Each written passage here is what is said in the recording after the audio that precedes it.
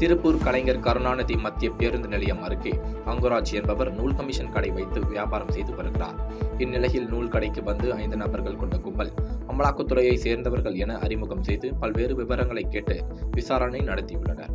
பின்பு கணக்கில் வராத பணம் இருப்பதாக கூறி கடையில் இருந்த 1,69,00,000 பணத்தை எடுத்துக்கொண்டு சென்றுள்ளனர்.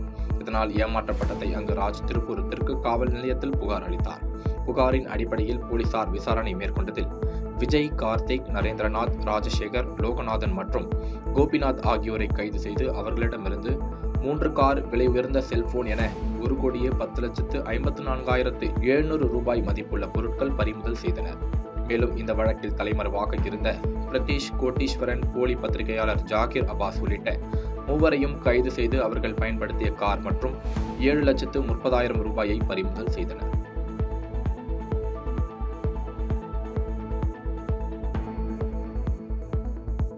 பாதகம் செய்பவரை கண்டால் நாம் பயங்கொள்ளலாகாது பாப்பா.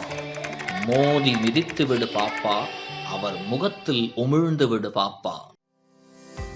அண்மை செய்திகளை உடனுக்குடன் தெரிந்து கொள்ள இணைந்திருங்கள் இயம்நாடு தொலைக்காட்சியுடன்.